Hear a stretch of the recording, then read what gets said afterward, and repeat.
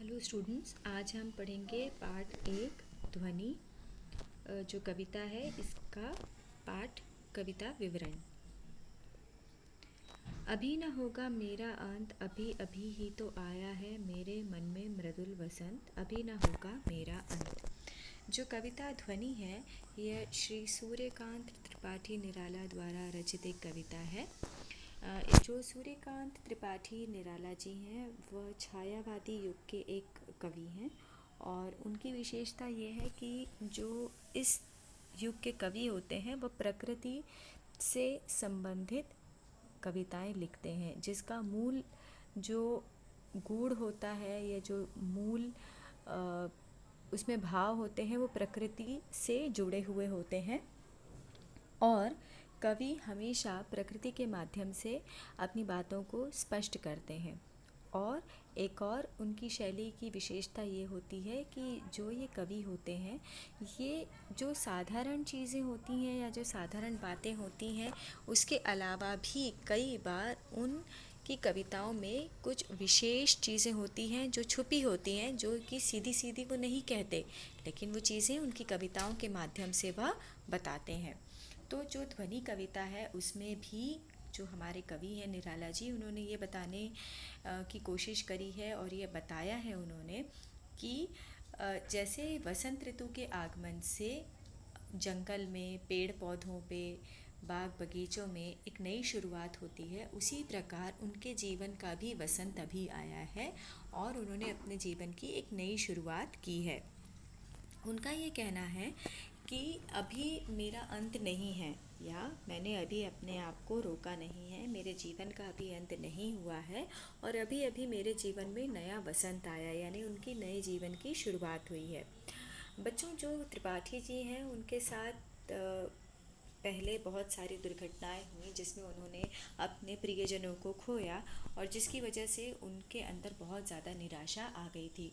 लेकिन फिर उन्होंने ये तय किया कि जीवन का अंत इस प्रकार नहीं हो सकता, मुझे अपने आप को वापस प्रोत्साहित करना है और वापस अपना जीवन नए तरीके से जीना शुरू करना है।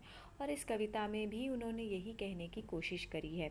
उन्होंने ये जो कविता है वो अपने मन की आवाज़ को सुनकर लिखी और यहाँ पर उनका मुख्य लक्ष्य है उन युवाओं को प्रेरित करना, उन्हें यहाँ पर प्रोत्साहित करना जो जीवन में आलस्य से भरे हुए हैं या जिन्होंने अपने जीवन के लक्ष्य को प्राप्त नहीं किया है।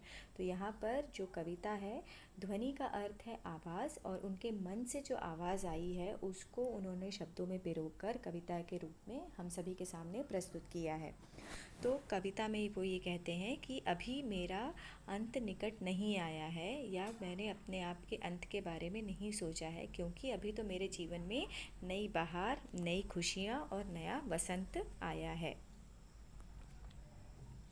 हरे हरे ये पात, डालियाँ कलियाँ कोमल गात, मैं ही अपना स्वप्न मृदुल कर फेरूंगा निद्रित कलियों पर जगा एक प्रत्यूष मनोहर।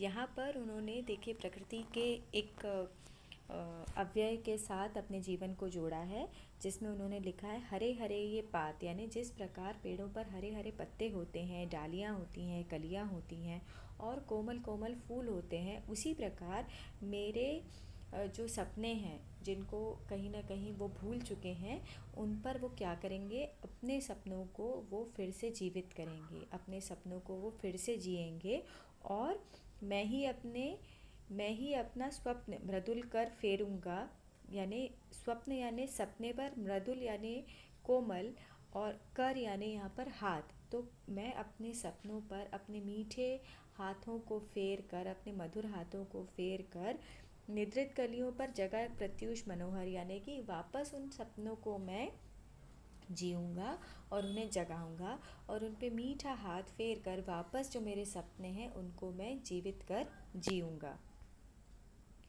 पुष्प पुष्प से तंद्रालस लालसा खींच लूँगा मैं, अपने नवजीवन का अमृत सहर्ष सींच दूँगा मैं। इन पंक्तियों में कवि ने क्या कहा है कि पुष्प पुष्प से तंद्रालस, यहाँ पर पुष्प से अर्थ क्या है, यहाँ पर उन्होंने जो युवा वर्ग है उसको यहाँ पर उन्होंने बताया है। यहाँ पर उन्होंने उनकी तरफ इशारा किया है कि जो पुष्प रूपी जो युवा हैं, जिनके अंदर जो भी नींद से भरी हुई, जो उनकी नींद से भरी हुई, आलस से भरा हुआ जो उनका जीवन है, उससे मैं सारा आलस्य खींच लूँगा और अपने नवजीवन का अमृत सहर्ष दूंगा, सींच दूंगा मैं। और अपने जीवन का जो अमृत है, यानी उनके जीवन का अमृत क्या है? उनकी कविताएं।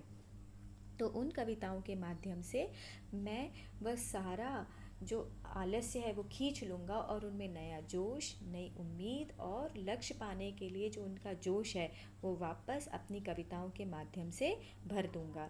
द्वार दिखा दूँगा फिर उनको, है मेरे वे जहाँ अनंत, अभी न होगा मेरा अंत। तो यहाँ पर निराला जी कहते हैं कि जब तक उन नौजवानों को मैं अपने लक्ष्य की तरफ प्रोत्साहित न कर दूं और उनके लक्ष्य प्राप्ति का जो मार्ग है उस पर मैं उनको चलना नहीं सिखा दूं, तब तक मैं चैन से नहीं बैठूंगा। और मैं तब तक अपनी कविताओं के माध्यम से उन युवाओं में जोश भरता रहूँगा जो अपने लक्ष्य के प्रति सजग नहीं हैं। उनको वापस मैं उनमें उम्मीद दूंगा, उनमें जोश भर दूंगा, उनको प्रेरित करूंगा अपनी कविताओं के माध्यम से। और अभी मैं अपने जीवन का अंत इस प्रकार नहीं करूंगा, बल्कि युवाओं को प्रोत्साहित करते हुए अपने लक्ष्य प्राप्ति की ओर उनको लेकर जाऊंगा। तो ये थी सूर्यकांत त्रिपाठी निराला जी की रचना ध्वनि।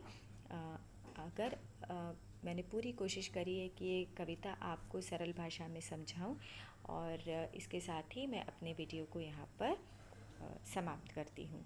Thank you.